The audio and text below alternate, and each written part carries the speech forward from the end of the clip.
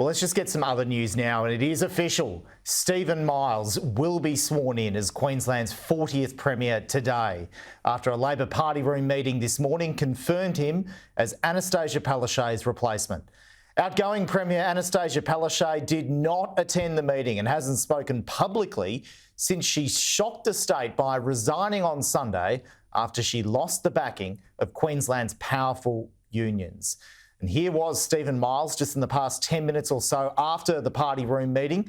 He's now on his way to Government House in Paddington to be sworn in by Jeanette Young.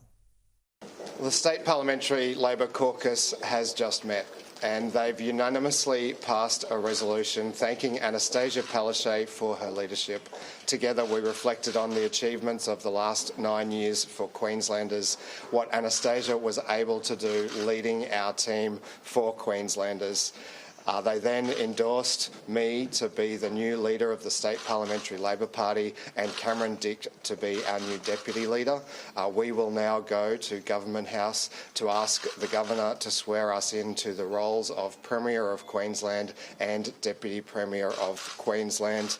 We asked the caucus to provide us with fresh faces, with a new team. And I'm pleased to say there will be 5 new ministers in the first Miles government.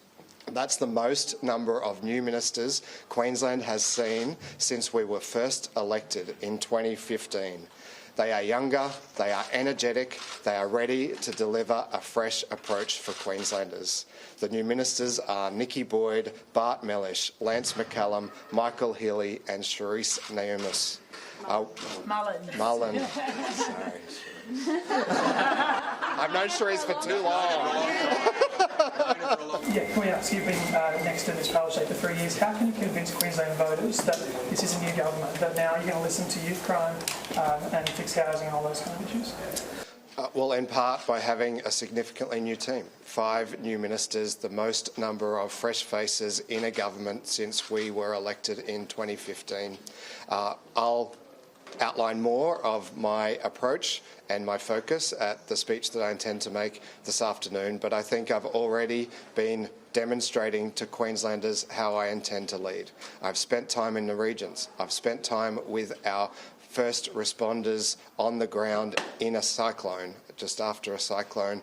I've spent some time with the police on the ground in Townsville, including the reinforcements that we have sent there to deal with the current crime wave, and I've heard from them what they need to address that crime wave. So that's going to be my approach, listening to Queenslanders and delivering for Queenslanders. You've been a public, prominent figure for many years now, and many voters will have made up their mind about you already. What's your message to some voters who may have done that and decided they don't like you?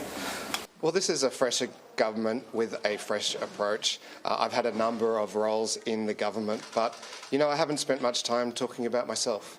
I've talked about the issues we were working on and how they affect Queensland and Queenslanders. And so I'll take some time this afternoon to introduce myself and my family to Queenslanders. And then I will demonstrate to them how I intend to lead with what I do more than what I say.